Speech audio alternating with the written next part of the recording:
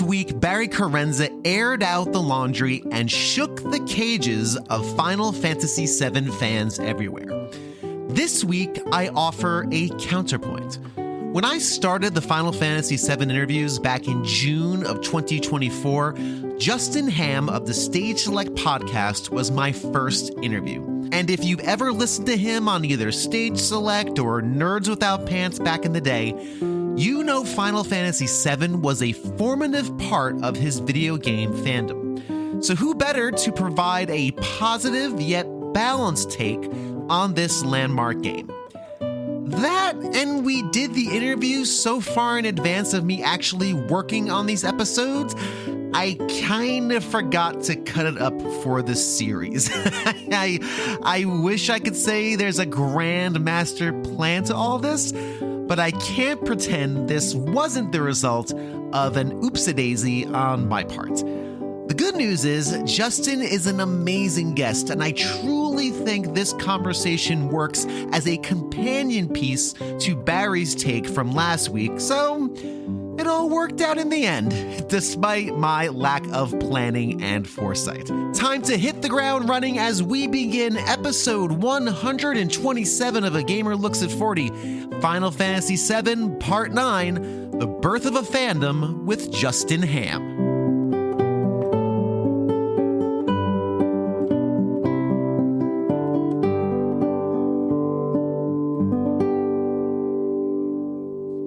It is pretty fancy. I gotta say, I'm pleased with it. Yeah. So, Mr. Hamm Hi. of Stage Select Podcast, how are you, good sir? I'm here.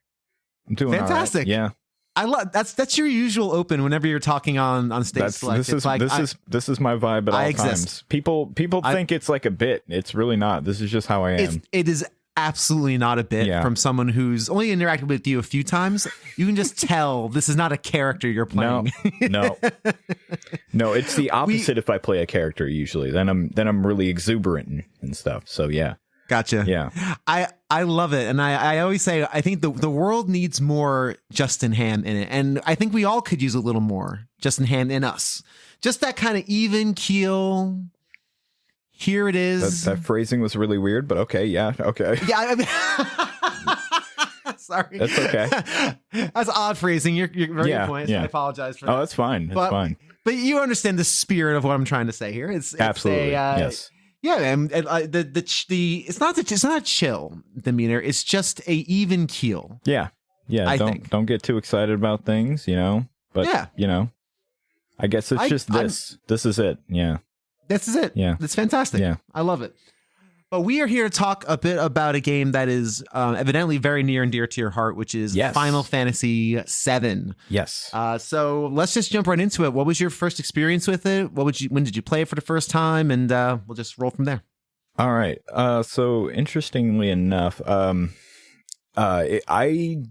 first experience with it was not me actually playing it. It was my friend playing it. I did not own a PlayStation for the longest time.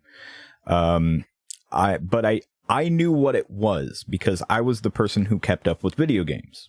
So Final Fantasy VII was very hyped before it came out. Like it was in every magazine, I read. So I'd been, keeping up with it through that. And I knew what Final Fantasy was because I'd owned Final Fantasy Mystic Quest because somebody bought it with my Super Nintendo. And somebody showed me Final Fantasy VI in the weirdest possible way you can show someone Final Fantasy VI, by showing them a really cool part of the game that I was like, oh, I get this thing now. That's awesome. Like they showed me like the split up part. And I was like, this is great. Like this is awesome. Like I seen like the Phantom Train and all this stuff. It was like the greatest vertical slice you could see. And then they went, okay, now let me show you the end of the game. And then they showed me the Kefka fight, and I was like, okay, well, now I know what happens, but my mind is blown. So cool. Wow. So okay. At that point, I always wanted to play 6, but I never got to because it was expensive. Right. So when 7 was coming out, I was like, okay, this is that. I knew it was, the sequel to 6, or it was 3 here. That was all a whole different thing. So I knew it was coming out, and I was like, oh man, it'd be cool if somebody played that, but my friends aren't going to get that. But it was big enough to where they did get it. And like, I don't know if they had it gifted to them. Their dad was kind of rich, I guess, but not really. But anyway, they got Final Fantasy VII, and my first exposure to it was me going over to their house, and they had already been playing it all weekend before me, and they were in Nibelheim, which is the mansion part. After the flashback and all that stuff, right? Right. So, they get there and they are like, I am stuck on this guy. I cannot get past him. It's the safe boss. His name is Missing Number or whatever, because it's a safe. There's a missing number. I don't know. And that guy is an asshole when you're like 11. I should mention I was 11 when this was happening, and neither of us are very experienced in RPGs at this point. So the trick to that guy is you have to, if you use magic to get him down to a certain point, he's a different boss. If you'd use physical attacks, which is all my friend was using, he is damn near impossible for that point in the game. So we just kept, physically attacking him and wondering why the hell we were just getting demolished by him, until eventually we, struck, the best of luck and got the magic version, and that's the version that you can actually beat. And then we went and got Vincent, and that was really cool. And I was like, oh man, this game's really awesome. And like, we're going through and like, he's showing me like the Sephiroth part, and I'm like, as we go, he's explaining everything to me. He's like, no, this is the bad guy. All right. He's doing this and this and this. And I'm like, oh, this is cool. All right. So I don't remember exactly when it was. It definitely wasn't the next day, but it might've been within that week. At some point I went to the store and I was just like, well, if he's got the game, I'm going to buy the strategy guide for it.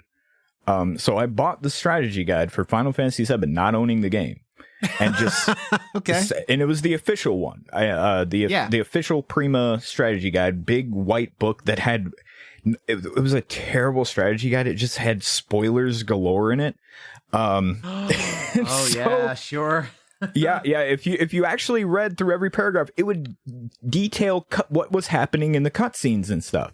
A lot of it, not I don't, if memory serves, it didn't go through like every like bit. Like I think in like certain key moments it didn't tell you exactly what happened. It was like, wait around and find out and see what's going on, and it's like but for the most part it was like telling you what was happening, so you could So I didn't skip ahead too much, and I was lazy and didn't like reading all the way through, so it didn't really bother me. It was mostly like we were going there for boss strategy, because we were pretty inexperienced at this stuff. Yeah, that makes perfect sense. Right, and totally. we were doing that, but I scoured that thing. I knew like all the boss strategies. I would read through them all. Eventually, like I found the other strategy guide, which is the good one, with the Brady Games one, I believe. Yeah, Brady Games was the other one. That was the good one. So I bought that one too. And so I had both strategy guides, and I would just take these with me wherever I went. And I just sat there and memorized the game. Didn't own it because I was that into it. And so that's what I did. Me and my friend and I, we just went through that game. I was on the bench, just be like, okay, here's what you need to do for this guy. You need this, and this. And then he'd go, okay. And then he'd do stuff, and I'd be like, why are you doing that? That's not what you're supposed to do. No, don't do that. That was Final Fantasy VII for me. Now later on, I eventually got a PlayStation and got the game and, did all this stuff myself. Which was funny because I had it so memorized at that point that I Now I could probably play that game, still get everything and know every single bit about it without having to look up anything just about. It's kind of ridiculous. That's amazing. My first comment on that is I love how it sounds like it was a communal experience. Yeah, it was a little bit. Yeah. I think it's really cool as I'm going through these single player Final Fantasy games. I'm hearing so many stories of people having communal experiences, like with friends, playing this solo RPG. Right. Like this is not NBA Jam. No. This is not Street Fighter 2. This is Final Fantasy. And you would think it's sitting by yourself experiencing it. So many people have a similar story where they're with people experiencing it. How do you think that, well, first off, do you still keep in contact with that friend? Or no, I lost contact with them a long time ago. I know where their moms, where they lived, their mom still lives in that house. I know that because my grandma lives next door to them. Okay. Cool. Well, lived next door to them, but she passed away pretty recently. But I'm sorry to hear that. But yeah, no, she still lives there. I've seen him a few times, and you know, I bet he doesn't recognize me very much because I got a big beard now, so you know, there's that. That'll happen. Yeah, their name was Chad of all things. So so every time I hear like that guy's a total Chad, that's what goes through my head. I'm like, that's so funny. Yeah. I was like, he was a little doofus. Like I was too. So it's fine. We got along great. Yeah, I love it. Remember, there are real people named Karen and there are real people named Chad. Like those people are out there. They are out there, and they may not be that stereotype. Yeah. The only reason I ask is, like, again, I think it's just really interesting, that communal experience. Do you feel like that helped you appreciate the game more as an 11-year-old, having someone to go work through it with, or I think so. Because we both got to experience all like the highs and the lows together. Like there were like devastating moments in that game. I mean, not even storyline moments. There were parts in our playthrough that were just devastating. And we both felt that heartbreak equally. Like it was soul crushing. There was a point in our playthrough where we were going through the story pretty quick. Like we were going like, okay, go to the next thing, go to the next thing, go to the next. We'll get to the extras later. Don't worry about it. And we got to a certain point in the game where I believe I can't remember the exact name of the location or the boss's name. I want to say it was like Tall Arms or something like that. He's a giant dude with these big long arms and he would grab party members and he hit very hard. He was right before the submarine. That guy stopped our run cold. We could not beat him. We did not have enough stuff to beat him. We didn't have like the proper like things in place to do anything. We stopped us cold, man. So we had to restart the entire game. Yeah. Whoa. So you just weren't spec at all. Yeah. Like you just weren't. So while we were playing it together, I wasn't there all the time, Bill. So sometimes he would just kind of rush ahead and then fill me in later. And he'd be like, okay, so I went and did this, and this is what happened. And I'm like, okay, well, all right, well, let's pick it back up here. And then that was a point. And this is hard to explain to like younger people, but like, I assume a lot of people listening to this show will kind of recall, like when you hear that, like, stop your run. Well, why didn't you have multiple saves? It's like, it was a PlayStation 1. You didn't really have room on their memory card to really have multiple saves. You could maybe have 2, like, and that was about it. And if you're 11 years old, you're not really thinking about that. So you're just like, oh, just save it. It'll be fine, you know? And we got locked in. You couldn't back out or anything like that. Nope. So we were we had hit points where we hit a wall and we could back out a little easier. That part, you can't back out. You were stuck there. So it was and I don't believe, I guess it's been a while since I've played it, but I actually started replaying it for this show recently, just kind of doing another quick run through. And I haven't gotten to that point yet, but I don't think you can even like grind at that area. I think you are, like you said, you're just kind of stuck because you probably you're pretty much stuck. I think all the encounters in that area, if memory serves, and it doesn't serve well. That's fair. I keep thinking there were like preset encounters in that area. It's one of the few parts. Like I think like soldiers see you and they rush at you, and that's really all you get. That's all you get. I could be wrong on that, but so it's not like a random encounter. No, there might be random encounters, but it's been a while. But we needed like lightning stuff. We didn't have. We needed like protect or something. Didn't have it. At some point, he had missed that because it was like earlier in the game or something like that, or he just didn't have the way to get it, and we were just like, because you had to Yeah, the best one is Mighty Guard, which is an enemy skill. You can just basically own that guy with that enemy skill. Like he just can't do anything. He just does nothing. It's great. But yeah, like later on, when we got back to him, we, crushed him. But the only good thing about having our run stopped cold like that was he had to start over, and I got to be there for it. So I got to see everything that I missed cool. with him this time. So it kind of worked out in a way, It was crushing at the time, but it worked out in a way. And also we knew of like he had also spent a lot of time leveling up Aerith, because didn't know that was coming. Nope. I really hope the Prima Games strategy guy didn't spoil that for you. I believe it had it didn't have a screenshot of her dying, but it had the screenshot of like the close up of her and her face or whatever, like in that right before the moment happens. And a funny story about that moment, actually. Go for it. Yeah, go for it, man. So we had that spoiled for us. He and I both did. Ooh. We had a friend, it was his stepbrother. And I knew them from school. They were my age, and Chad was a year younger than me. The stepbrother was my age. I knew them from school. They were kind of a dick. They were a rich kid, like straight up. Like they were an okay.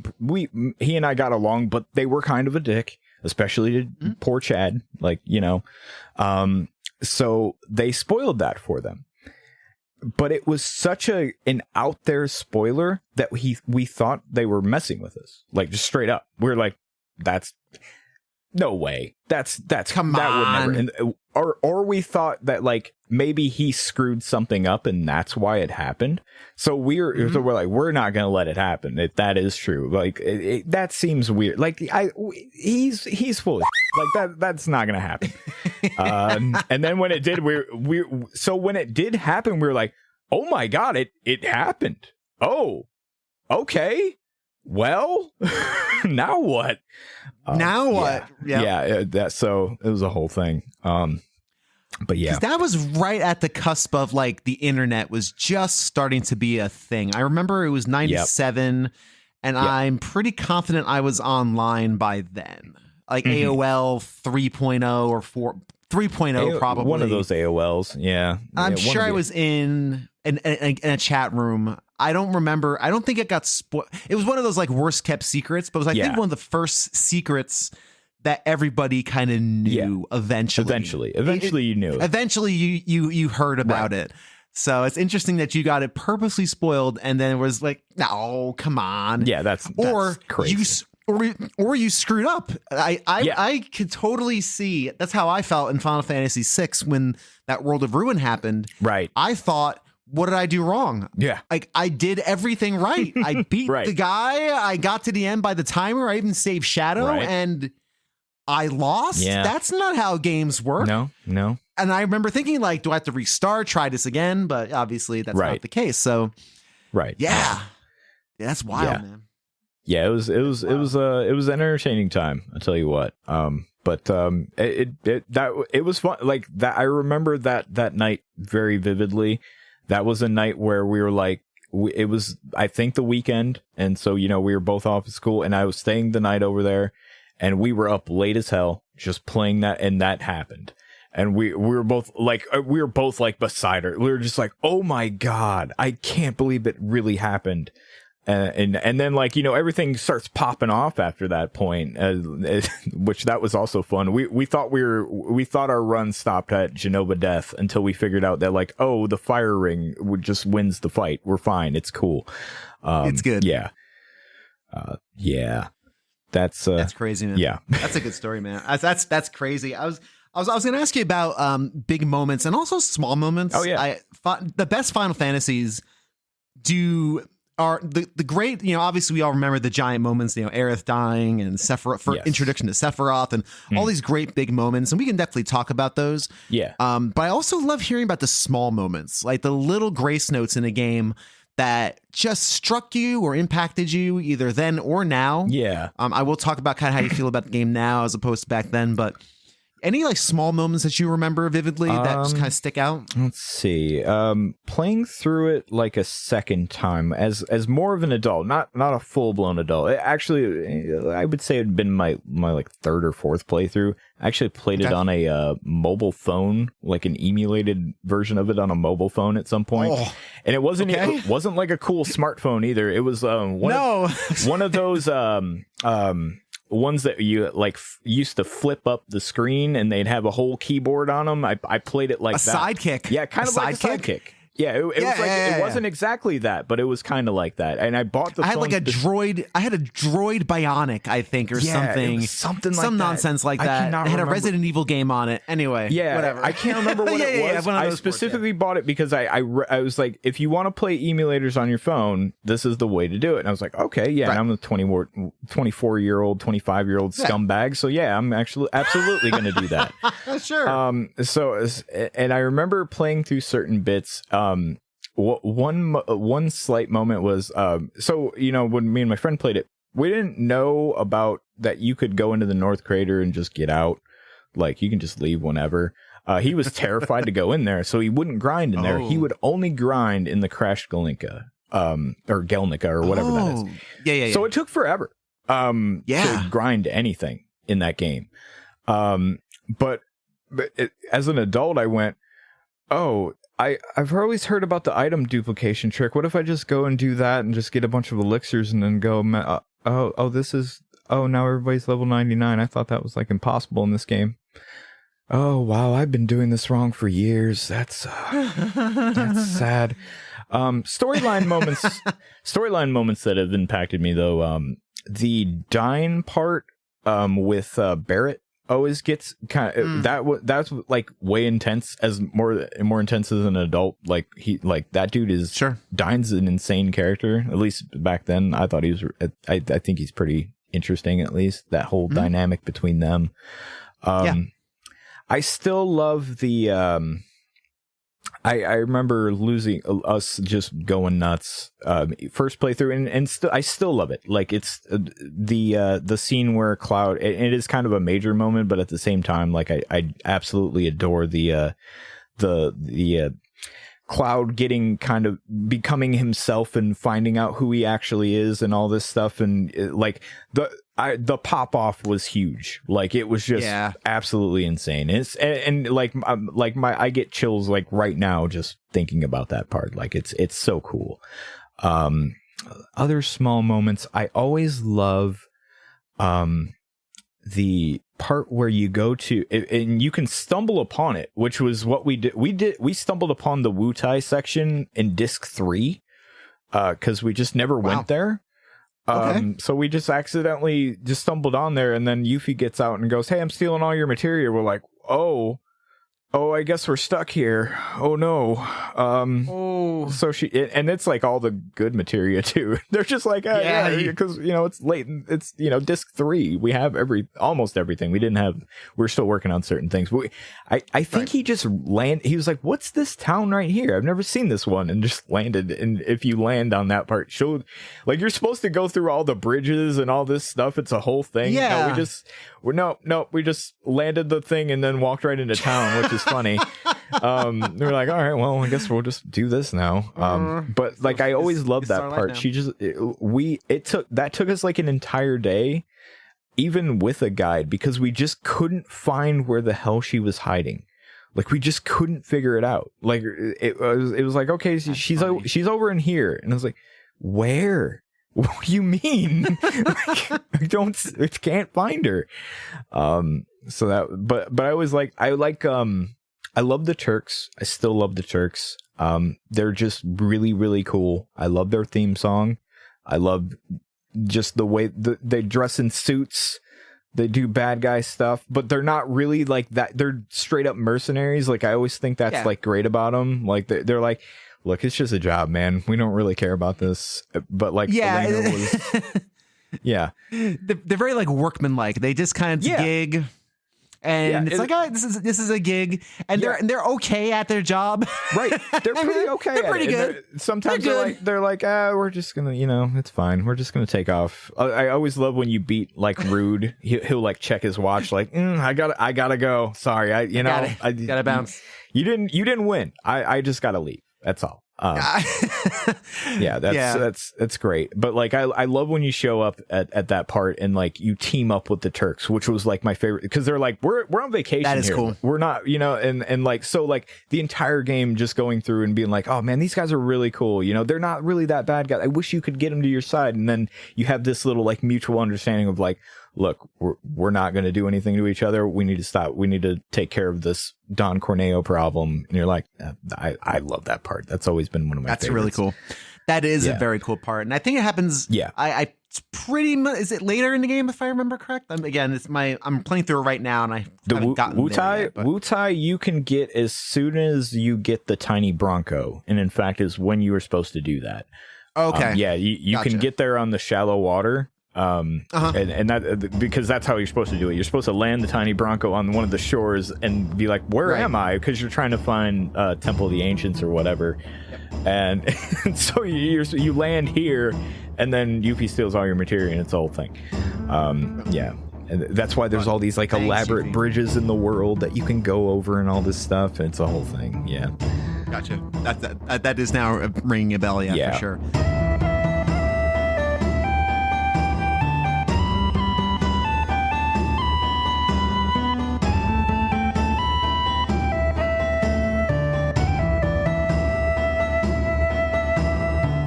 It is time once again to thank my fabulous and sensational patrons, starting with Lucas Thompson, Lindsay Harney, Philip Becker, Joey Coro of Perfect Storm Gaming, Terry Kadair, Greg Stewart of the Player One podcast and Generation 16 series of videos, Games with Coffee, the Let's Play Princess of Nerds Abroadcast, BT Goebbels, Tim Knowles, formerly of The Leadist, Julian of Stage Select, Seth Sergil of the All End Media Network, and the one and only editor extraordinaire, Pete Harney.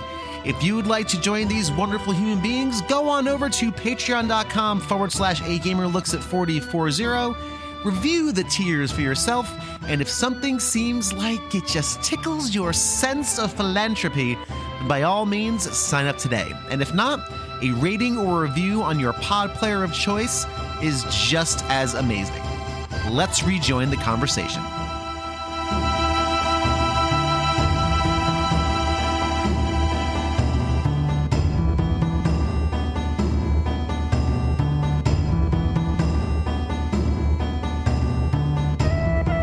In some of our other conversations, and I've heard you say this on Stage Select and, of course, Nerds Without Pants, you state that Final Fantasy VII turned you from a video game player to like a fan. Like it elevated your fandom. I'd love to hear how that happened. It was mostly like kind of not getting exposure to like RPGs. So the rentals, most people like around my age, I guess, we got a lot of different games through the rental place. That's whatever rental store you had, and mine was terrible. Looking back at it, so I recently downloaded like an emulator because I wanted to play something else, and was looking at like all the Super Nintendo games that were out there. I was just going through. I was like, man, I was thinking about what my rental place had, and I start going through, and I'm like thinking, I'm seeing like, classic after classic. Like, we didn't have that. We didn't have that. We had Bulls versus Blazers. We didn't have that. We didn't have that. We did have this weird version of this sports game. They had like every sports game imaginable, because that's what people rented. But then there'd be like random copies of like Rock and Roll Racing and Clay Fighter. And it's like, Clay Fighter is garbage, but like I didn't know any. It was different. It wasn't a sports game, so I would play it. Why not? And like I would say there was two games that kind of cemented me playing video games. One got me to like okay, I really like video games, and this is something I will probably, you know, at least while I'm a kid, play. And that one was Street Fighter. Street Fighter 100% got me like into games. That's a whole different discussion. If you ever do a Street Fighter thing, I got some. Okay. but cool, man. But Final Fantasy VII, once I got like getting exposed to 6 and seeing that, I was like, oh, I get it. This is what I want. Like, I want a story in a video game. That's what I want. And just sitting through the entire thing of 7 and like, you know, all the strategizing and all the like thinking, it was more like a board game in my brain. Like I had to outsmart it. It wasn't like, you know, it wasn't a skill thing. It was like, no, I have time. Let me think of what I need to do. And that's more the games that I like. Cause I'm bad at video games, but I can think about stuff, you know? So like, sure. So getting exposed to that, I was like, oh, there are games like this. Oh, I'm in. This is what I'm going to do forever. And it also came up at a really like kind of pivotal moment in my life too. It was because I was 11 years old or whatever that was, and you know that it was that it just had all these cutscenes and all this stuff going on, and I was like, it was edgy, like people were cussing. Sid was smoking cigarettes. It was a whole thing. Like it was just like the perfect game for an 11-year-old kid to just be like, no, this is it for me. This is awesome. Like I love this. And like, and that's when and from there I'd be like, oh, there has to be more of these like RPGs. I need to like find all of them. And from there I started getting into like other stuff and finding all these other things. So Final Fantasy VII really like set that off for me. Like, oh, okay, this is the type of stuff I like. It's fighting games and RPGs. Well, I don't know the two most different things ever, but yeah, that was me. Yeah.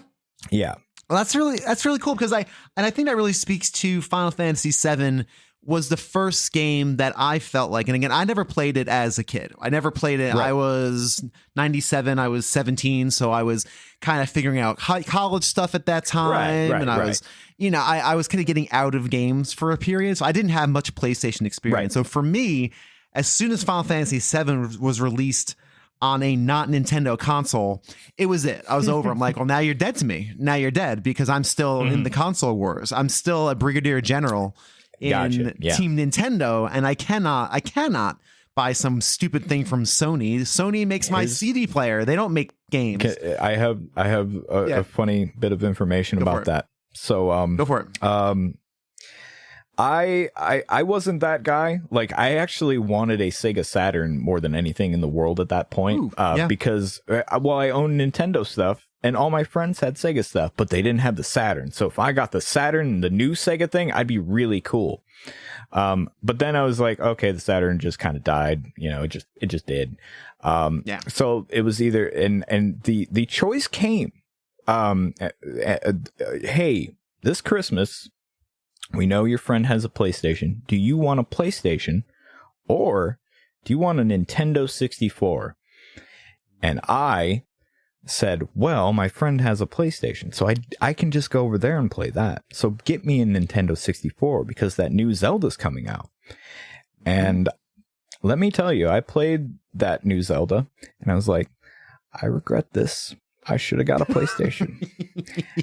I think I still, because of Final Fantasy VII, because I still kind of hold like this like torch against Zelda because of that. Like I remember getting Zelda and being like, I don't really like this. I wish this was more like Final Fantasy VII. And the Nintendo 64 didn't really have, you know, RPGs on it. There was really nothing on it. Yeah, they're really nothing that I like. All I had was the wrestling games. I was like, those are good, but they're fun. Yeah, they were fun, but they weren't Final Fantasy VII.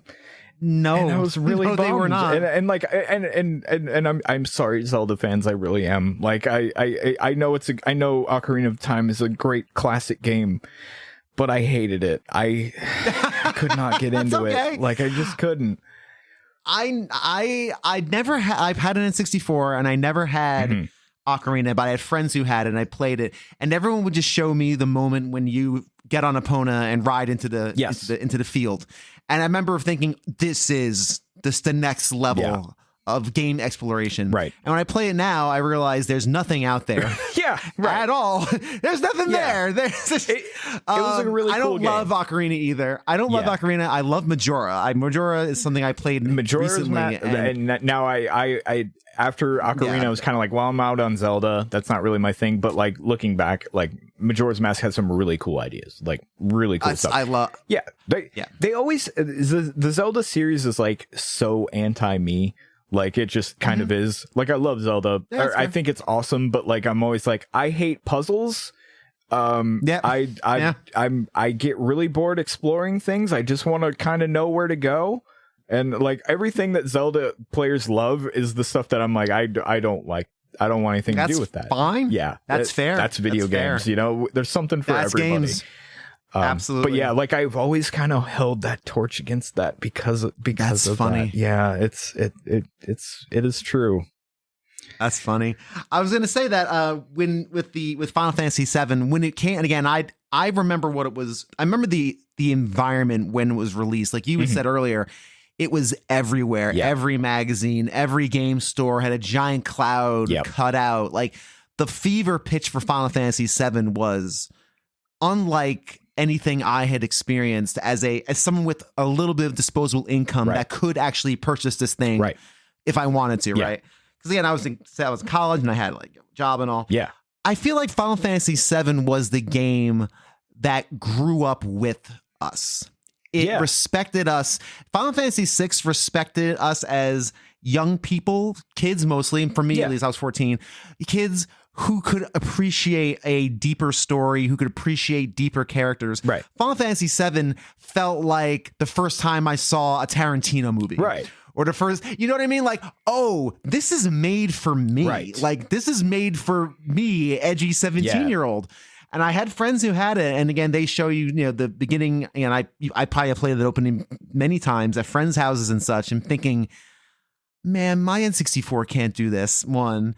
And B, just saying, like, this is cool. Like, this feels like something made for me. And I didn't verbalize it then like this, but it was thinking back, the genre, the video games as a thing kind of grew up a little bit. Like, did like an age jump with us. And I that's really cool that you kind of have a similar experience where it's like, Barrett's cursing and there's like, they're talking about sex stuff and a lot of that adult stuff flew over my head because I was 11, but like looking, but then like I would go back to it because it still is one of those games that like occasionally I'll fire it up and play through the intro again just to live that again. And every now and then I go, am I going to sit here and play through this?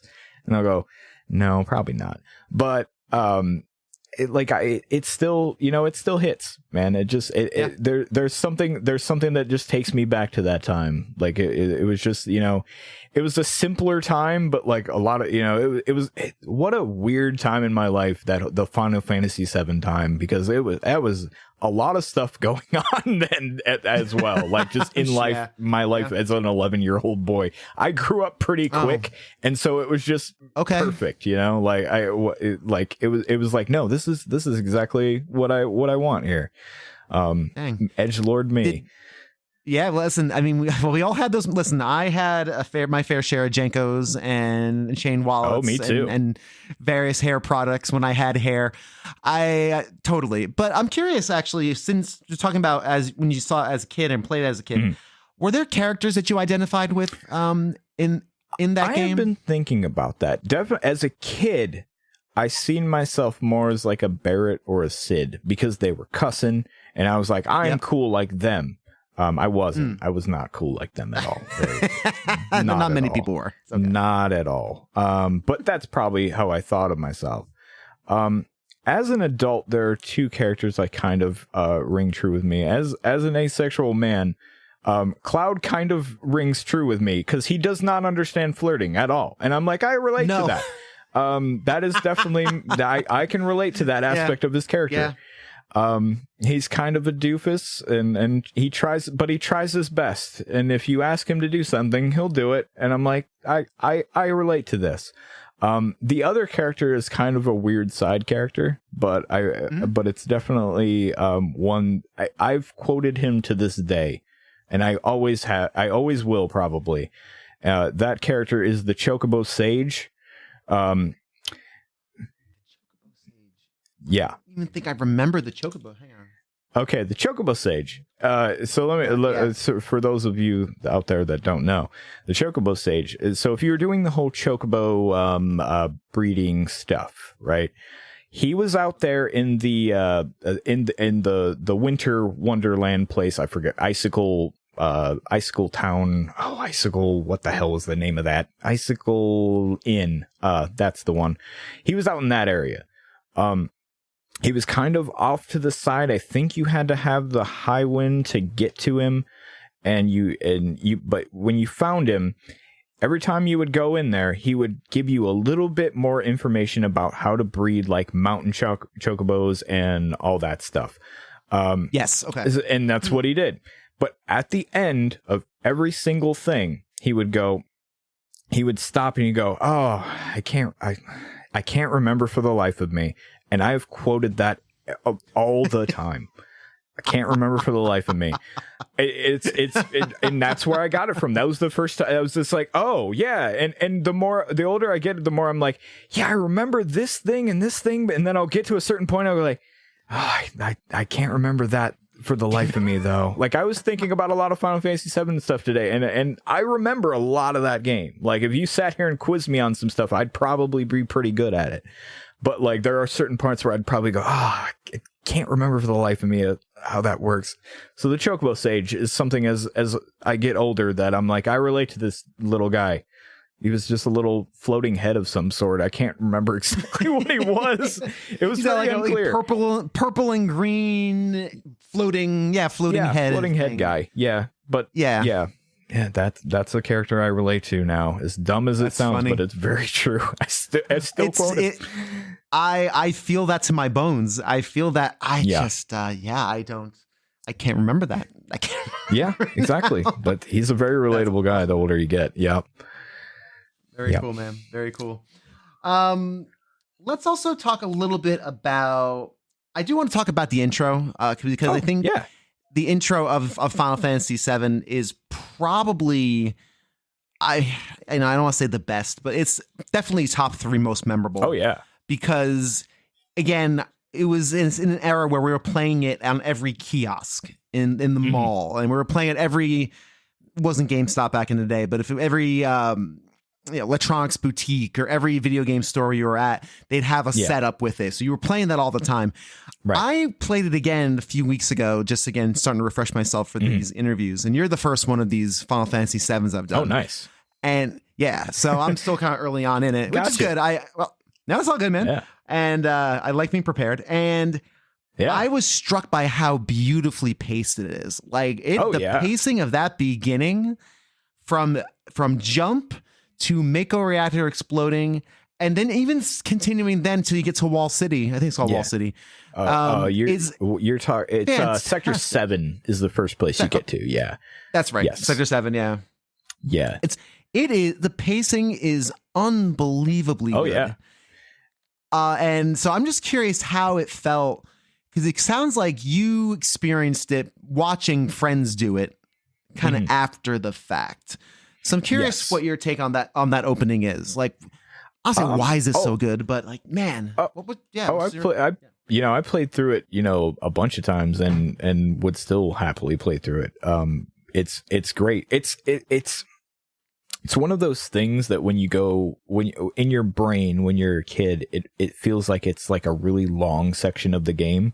And then you go back as an adult, you're like, oh, this is super quick. Like you go through this really fast.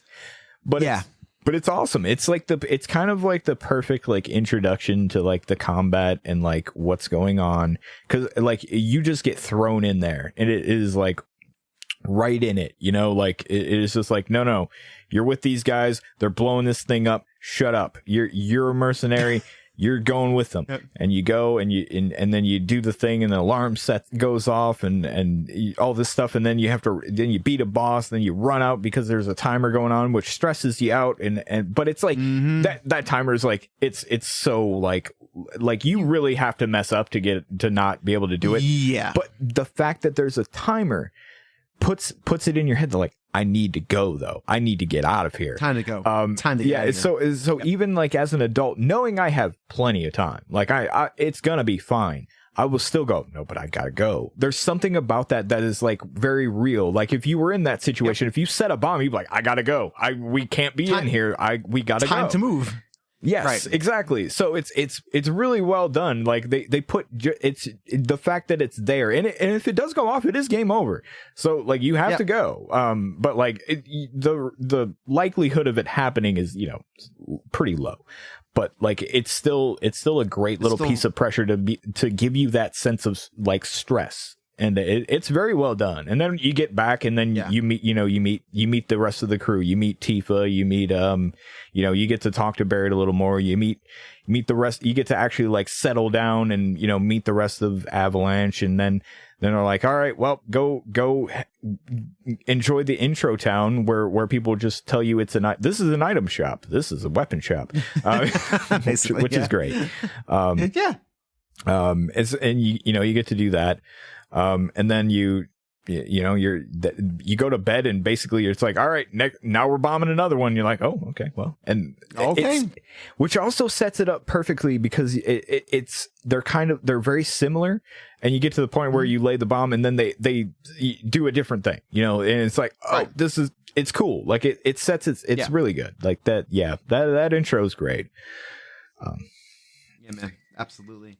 And again, I haven't played this in a while, so I'm going to lean on you for this. A lot of this actually, all right, is absolutely kind of how the game Final Fantasy. I think I don't know if I said this on Stage Select when we were talking about it, but Final Fantasy VII feels very much so. I think I related it to like a Stephen King book. Okay, where the story kind of just gets bigger and bigger and bigger, and then it kind of just ends. Yeah, because you run out of disk space / time. Yeah, and Stephen King runs out of Coke, and he's like, "Oh, time. Book over with." Yeah. Here's a space turtle. I mean, it feels like that. What's your take on how it concludes with the live stream and the Mako stream and all that stuff?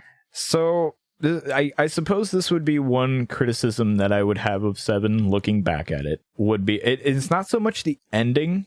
I think actually the ending's really cool and interesting because they leave it so open.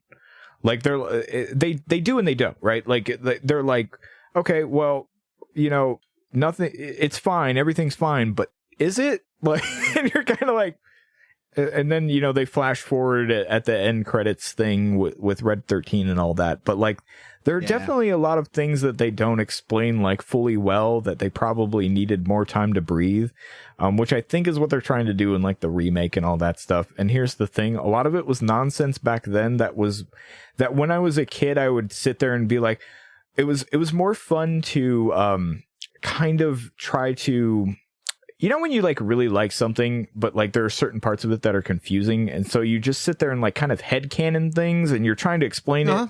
Yeah, I did a lot of that as a kid, and that was my my favorite part of it was like, I don't really understand this, but I'm gonna try my best to understand it anyway and make sense of it. Yeah. But like looking back at it when you're an adult and you're like, no, it just doesn't mention a lot of the stuff information that you actually need to have here, and just kind of jumps all over the place. It's a great game, but it's not without its flaws. Don't get me wrong. No question. No question. It's just, I find that it's just interesting how everything escalates, and Final Fantasy would continue doing that. Yes. Like that's what Final Fantasy started becoming and continued to become. Where this constant escalation to sometimes ridiculous points where you're like, 7 was very much the start of that too. Like they every single time after 7, when people went, oh man, these cutscenes are awesome, and like you look back at them, they're like laughably bad, but at the time they were mind blowing. But even when you look at it, not to cut you off just real quick, even if, because I was again recently playing it, the cutscenes don't hold up visually, but their framing works. Again, the pacing works. The cinematography of it is really freaking cool. Like, it is, as a piece of cinema, I guess, or video game cinematic, it's very effective. Absolutely. Yeah, it doesn't look great anymore, but it's it's still effective. It was 30 years ago or whatever, 20 years ago. Yeah, right, it was, right. It's not going to hold up as well. That was that was where technology was at the time. It was at the time. It was like, I remember thinking Final Fantasy VII was the first time where I looked at a cutscene and I was like, man, someday video games are going to look like these cutscenes and it's going to be crazy. Now they look way better than the cutscenes ever did. Yeah, exactly. So I was right to some degree. But I remember with every Final Fantasy, I would think that because they would slowly up the game a little bit. And 7 was the start of that. Every time I'd be like, man, I wonder what life's going to be like when games look like this. Now we're at a point where Final Fantasy 7 almost, or Final Fantasies in general, kind of they just feel right with everything else because everything's kind of even now, which is a little boring, but it's just, the way video games are. It's just technology. Exactly. But yeah, 7 was the start of that. They were like, no, it has to be bigger and we have to do all this thing. In fact, that's how they've, recently come out and said, well, this is how we define every Final Fantasy. We want to, it's like, well, I don't know if that's what you need to do. You should just make a cool RPG and make it be good story. But yeah. Well, it's whatever. always kind of been, Final Fantasy has always been known for, and I agree with you, 7 is when it really hit the fan, was when, like you said, every new Final Fantasy was supposed to be the best looking game on the system. Yes. At that time. Yes. For that time. So when Final Fantasy X comes out, that is the pinnacle of what you can get on the PS2. Yeah, it absolutely was. Yeah. 13, when 13 came out, that was one of the pinnacles, the best looking games you can get on the PS3. Yeah. And it absolutely was. Yeah. And again, with 15 and 16, we've now hit, like you said, that point where everyone's kind of on the same playing field to a certain extent. Yeah. So we can't do that anymore, but still, Final Fantasy 16, the opening of it. Oh, they some of their amazing. Their cutscenes and all that stuff are awesome. 16 is great. In certain aspects, they're still shooting for that. Yeah. They're still kind of shooting for that. We're going to be the best looking thing on this. They definitely 100% are, and they probably. I wish they wouldn't sometimes. I wish they would if they want to continue on with the numbered stuff. I wish they would kind of move away from it, but they probably won't. This is probably what what they viewed, and we have 7 to blame for that. 7, the success of that game, it's always going to be kind of their thing and their mental vision of what that is. But I almost wish they'd scale back and hey, here's a little Final Fantasy thing, and it looks like an Octopath Traveler. It's cool, right? I would absolutely love that. I've been saying about Zelda. Yeah, exactly. I would love to see another Link to the Past or any of that Link to the Past. Well, whatever. Well, the second iteration, the 3DS one. Link Between Worlds. Was that Link Between Worlds? Thank you. No problem. I would love to see another one of those games. Yeah, a Link Between Worlds. That was great. Yeah. I love that game. That game was so much fun. So. Yeah, I think there's something to be said for kind of scaling back. But I don't know if you can do that with Final Fantasy. I don't know if that's you couldn't do it with a numbered Final Fantasy, but you could say here's a thing with the Final Fantasy name, and it's this, and people would go okay, and because it's labeled as a Final Fantasy, people would probably check it out. If Octopath Traveler was labeled as a Final Fantasy thing, people would have been like, oh, that's really cool. Not that Octopath Traveler did bad or anything like that, but if they would have labeled it as something like that and had that kind of look to it, people would have been like, what a really cool thing. I'll definitely check that out. And it doesn't have a ridiculous name. Awesome. Yeah. Yeah, fair.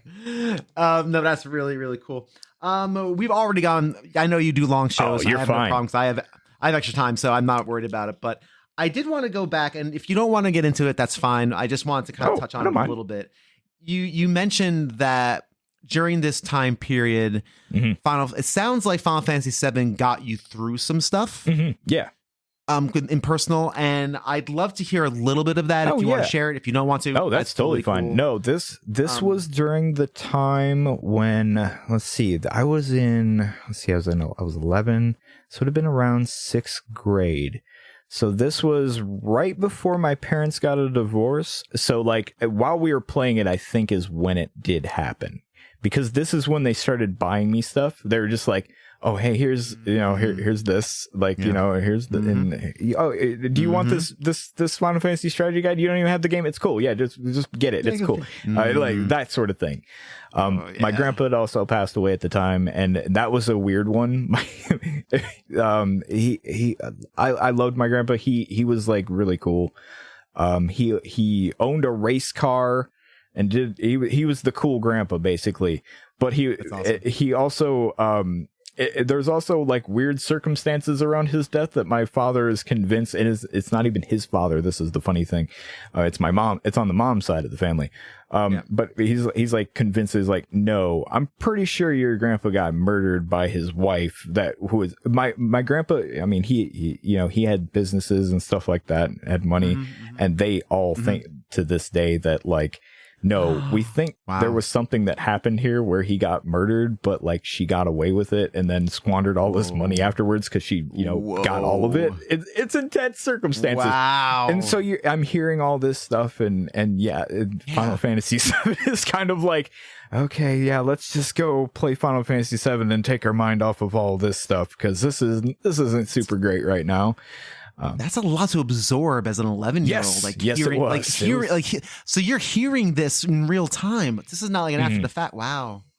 Yeah. Interesting. So it sounds like it was a situation where he was able to kind of an escape. Yeah, for the most part. This is also another reason why Final Fantasy VII is like, the reason why like video games cemented for me so much is because, all this stuff is happening around this time. The life between sixth and I'm going to say freshman year of high school was absolutely insane. There's a lot more stuff that I won't get into. That's fair. But because honestly, it wasn't during Final Fantasy VII times, but like because of Final Fantasy VII, I learned that I can get away from this by just sitting here and playing this, and I now Cloud's problems are my problems, and that's better than any of that stuff, because it was something I finally found something to get absorbed into, rather than just like, no, face this head on and deal with it. It was just like, no, I'll think about it while I'm sitting here doing this maybe, but this is it was a better way to digest everything, I guess. I don't know. And I still kind of do things like that. I play a lot of more stuff where I'm just like, there's no goal to this. I'm just going to sit here and, make stuff and do this, and not just kind of American Truck Simulator. Yeah, American Truck Simulator, so good. Get on the road. Yeah. I'm glad you like that game. That's good. I really like that game. It's fun. It's fun. It's actually a lot of fun, and I am terrible at parking that godforsaken thing. I take the easy park every time. I do the easy park every time. No, there's no. Yeah, why would you? It's like it's a negligible amount of experience. It's like, who cares? Yep. No, it's a negligible amount of experience. And it's not worth the frustration. No. I'll tell you a very quick story. I was not to get past, but I was playing it, and my wife walks in. I'm like, James, you gotta come here. You gotta see this game. And she's not a video game player much. She's not a gamer. And so I'm like, James, I'm driving a truck. She goes, okay. Huh. Yeah. I'm like, but James, I'm in Austin, and like it's like geographically accurate, and like I can go down 71 East and head this way. And she's like, okay. So I go, James, give it a try. Yeah. And then she's like, okay. So she's doing it, and she's like, okay. And then she gets to the point where you have to park. Yeah. Now, my wife prides herself on her parking abilities. Oh yeah, she's good. Okay, we have a minivan because we're that family. We get the 2 kids. Absolutely, we've totally given up on being cool. Yeah, we have a minivan, and it's awesome. We carry all sorts of garbage in it. It's great. Hell yeah. If she can't parallel park in one spot, her day is ruined. I see. And she is like right, so good at parking. Yeah, I am not. I do not have that skill. I'm okay at best.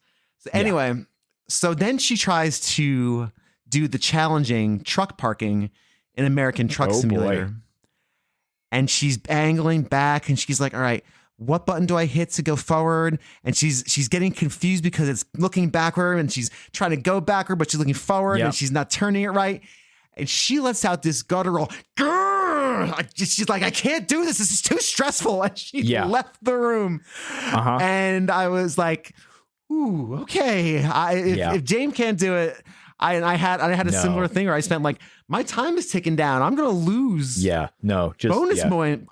Just take this. Take the easy park. Yeah, no, it's not worth it. But I love it. I think it's great. It's a great game. Oh, it's really fun. I can't like any situation where it's like, now I must back the truck up. I'm like, well, I might as well just die. Because that trailer is I'm gonna jackknife this thing instantly. Or if I hit it, my favorite thing to do in that game is hit like construction or something and just go, well, nope, I'm just gonna drive right through this. I don't care. I would be arrested 500 times in that game. I don't care. I was going from someplace to someplace, and going along, and it was at night. It was one of the night missions. And all of a sudden, I'm busting the speed limit. I'm going 80, which in one of these trucks is not easy to get up there. Like, you got to really work to get up to 80. So I see the construction way too not soon enough. And there's construction it was like the road was closed. I think the game wanted me to take an off ramp and take a detour. Whoosh, right through, right through. Yep. So and then you drive through, and then you see why the road's closed, because there's a jackknife tractor trailer. That I'm like angling around it. Just going through, going off to the side. Yeah. Oh yeah. I love that. Oh yeah, it's great. I love it. I love emergent gameplay when it does stuff like that. I love that. It's just so fun. Sometimes you're just like, no, I'm not deviating from this. Absolutely not. I don't know where I'm stopping. At. I'm in the middle of Oregon. I don't know Oregon. You don't know Oregon either. I'm 15 miles out of LaGrange. I don't know how I got here. I was just following the little arrow like I do when I drive normally. I just follow the arrow. I don't know where I am at any given moment when I'm on the road. I 100%. I'm just in place. Yeah. I have no idea. No sense of direction. My wife makes fun of me so much. She's like, she's like, can you drop this thing off at this place? Where is it? We passed by it 15 times. I don't know. I know. You don't look. You don't look. You just look at the road. No. Yeah. This road. Yeah, just following the damn arrow. That's about right. Any other final thoughts on Final Fantasy VII before we move on to the second half of our conversation? And we can do another one of these we'll probably do another one of these maybe once I talk to more people, and then I start building the actual episodes and see where I need holes filled. So if you don't mind, I do not mind at all. Just let me know, man. But final thoughts on it right now. I still will always hold a very special place in my heart for Final Fantasy VII. It is. I've said it before that it is my favorite game of all time. I kind of tend to stick with that, although Disco Elysium is kind of creeping up on it. Like, I'm not gonna lie to you, that's another game where a newer game that it just kind of creeps into my brain every now and then, but I'm like, but that one's really close. That one hit 37-year-old me like really hard. Well, 38 now, but doesn't matter. It hit when I played it, I was like, oh man, that's something. But then I think about Final Fantasy VII, I was like, but that was the one though. That was definitely the one, and it probably always will be. And I still play the remakes, and it's the one game, Bill, that like I when I said like, oh, if you had to ask me something about that game, I could probably still tell you exactly where something is or how to do it and how to get it. I've beaten all the challenge bosses and all that stuff. It holds my biggest gamer brag of beating Emerald and Ruby Weapon within an hour. Like, whoa, yeah, that's a brag. That is, that's awesome. Yeah, that's incredible. I did that. I did that. That's awesome, man. That's crazy. Yeah, that's because I knew, that's how well I knew the game. I was like, if I have these things, I can do this thing with, and I did. It wasn't me trying to do it. It just happened to be like, oh, it's only been an hour, and I beat both of them. Oh, cool. All right. That's awesome. Yeah. So, I know that game inside and out for the most part. Like, I can usually tell, like, I could probably pick it up. We were talking about Nibelheim was the first thing I mentioned, right? I know the mountain in Nibelheim. If I go there, I'm going to fight. I don't remember his name exactly, but the crab boss. And I know I need to have an enemy skill equipped on me because he's going to cast Trine on me, and that's a really good enemy skill for that point in the game. So I need to have that on there. These are just things. There's a spot in my brain that is just reserved for Final Fantasy VII knowledge, and it always will be. That's cool. Yeah. So it will always hold a special place in my brain and my heart. And that's basically it.